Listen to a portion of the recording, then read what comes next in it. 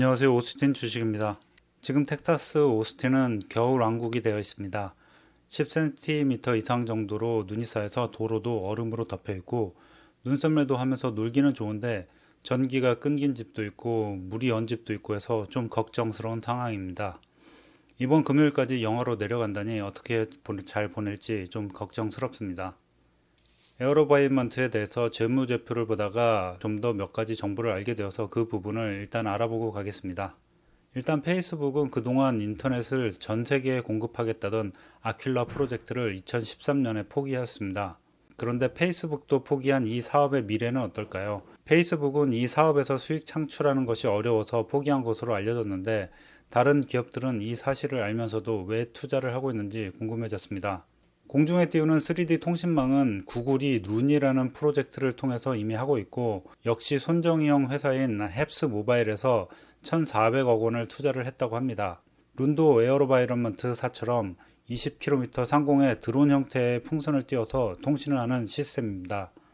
손정형이 앞만 보는 사람이란 것은 알았지만 미래 통신이 현재 기지국 방식뿐만 아니라 위성이나 드론까지 사용한다는 3D 방식으로 바뀔 것에 대한 투자를 열심히 하고 있었습니다. 또 배 시스템즈에서도 호주에서 태양광 드론 비행에 성공했다고 합니다. 1999년에 설립된 배 시스템즈는 영국에 상장한 기업이고 영국의 국방, 정보 보안, 항공, 우주 관련 기업입니다.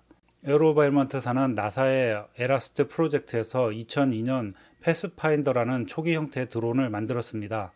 에라스트 프로젝트는 장기간의 지구과학 연구를 수행하기 위해서 원격도는 자율적으로 운영되는 무인 항공기 제품군으로 항공기술을 개발하고 시연을 하기 위한 나사 산업 공동 이니셔티브입니다. 1993년 말에 시작된 이 에라스트 기술 시연 프로젝트는 2003년에 종료되었다고 하는데 나사 홈페이지에 가면 설명이 잘 되어 있어서 아직 진행 중인 것으로 보입니다. 이 프로젝트를 통해서 알테어, 프레데터 B라는 정찰 드론 등 여러 무인 드론이 개발되었다고 합니다.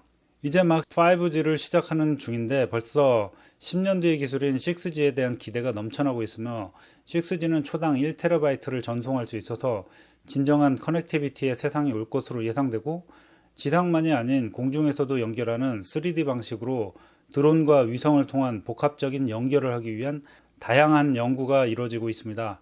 2030년 시작을 예상하고 있으며 차, 로봇, 도시, 핸드폰 등 모든 것이 연결돼서 진정한 IoT 커넥티비티의 세상이 열릴 것으로 기대하고 있습니다. 자, 이제 다시 에어로바이먼트사의 재무제표로 돌아오겠습니다. 오버뷰를 보면 UAS, Unmanned Aircraft System 관련 기술로 정부에 판매를 하고 있으며 그 기술을 통해서 새로운 마켓을 열 수 있을 것이라고 기대를 하며 45년 동안 기술 개발에 열정을 쏟아부었다고 제품과 서비스에 자부심을 가지고 있습니다. 재무제표에서 한 가지 눈에 띄는 것은 2018년 EES 차징 부분을 팔고 무인 드론과 로봇 부분에 집중을 하였다는 것입니다. 2007년 상장 후 초기부터 에어로바이먼트사는 두 가지 주요 부서, 즉 드론과 전기자동차 배터리를 빠르게 충전할 수 있는 장비 분야로 나누었습니다. 그러나 그 후 10년 뒤 UAV 판매량은 2배 이상 증가한 반면에 차량 충전 시스템 사업의 판매량은 27%에 불과했고 시장도 이 부분을 정리하고 UAV 사업에 집중하겠다는 판단이 옳았다고 생각하는 것 같습니다. 제품군을 보면 스몰 UAS 부분이 61% 정도, 스위치 블레이드로 대변되는 TMS, 택티컬 미사일 시스템 부분이 17%로 2018년 대비 줄어들어 있고 헵스가 17%로 증가하는 추세를 보이고 있습니다. TMS 부분이 여러 제품으로 개발되어서 블랙윙이라는 잠수함에서 쓰는 시스템이나 사이즈가 더 큰 제품이 개발되어서 매출은 계속 늘어날 것이라고 하는데 내년 매출 비중은 어떻게 될지가 궁금해집니다. 헵스는 7%의 지분을 가지지만 제품 생산에 대한 독점권을 가지기 때문에 손정형이 얼마나 잘해주냐에 따라 이 부분은 변동이 좀 있을 것으로 생각됩니다. 6G가 본격적으로 동작하기 전까지는 크게 기대하기는 좀 어려운 부분이 아닐까 생각됩니다. 커스터머 부분을 보면 미국 정부 부분이 58%에서 63%로 늘었고 국내 부분은 52%에서 54%로 약간 증가했습니다. 매출이 늘어난 만큼 미 정부 부문 매출도 44%로 증가하였고 국내 부분도 그에 따라 41%로 증가했습니다. 미국이 군대를 무인화로 바꾸고 있다는 것을 이 부분에서도 엿볼 수 있지 않을까 생각합니다. 아마도 이 매출은 더욱 늘어날 것으로 보입니다. 인컴 스테이트먼트를 보면 제품 매출은 3년간 34%가 증가해서 256밀리언을 기록했고 유지 보수 등의 서비스 부분까지 해서 총 매출은 37% 증가해서 367밀리언을 기록했습니다. 매출 총이익은 3년간 42% 증가했고 순이익은 92%나 증가해서 41밀리언, 하나로 500억 원 정도를 기록했습니다. 매출을 100으로 기준했을 경우 원가는 58% 정도이며 연구비는 약간씩 늘어나면서 13%를 기록했고 순이익률은 11% 정도가 됩니다. 드론이 여러 형태로 발전될 것을 예상한다면 매력적인 사업 부분에 위치한 것은 맞지만 매출의 크기와 순이익률의 숫자만 본다면 나쁘지 않은 정도라고 할 수 있을 것 같습니다. 현금 흐름을 보면 오퍼레이팅으로 벌어들이는 부분이 69밀리언에서 25밀리언으로 줄어들었는데 재무제표상에는 자산부채의 변화와 유보금, 미수금의 증가로 인하였다고 합니다. 투자 부분도 보통은 마이너스가 되어야 되는데 인수합병 등의 영향으로 오히려 영업 부분보다 크게 잡히게 되었습니다. 파이낸싱 부분도 2019년 펄스 에어로스페이스라는 회사를 인수하여 영향을 받았다고 하는데 뉴스를 찾아보니 2,570만 달러에 인수한 것으로 나옵니다.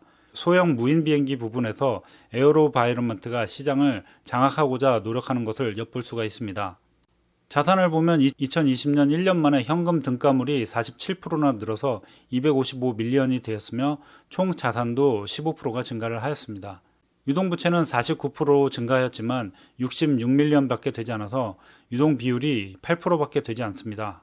거의 현금 장사만 한다고 볼 수 있습니다. 자본도 10% 증가하였고 부채 비율 또한 13%밖에 되지 않습니다. 굉장히 보수적인 회사 운영을 하고 있다고 볼 수 있습니다. 웬만해서는 단기간에 망하기 힘든 회사라고 할 수 있을 것 같습니다.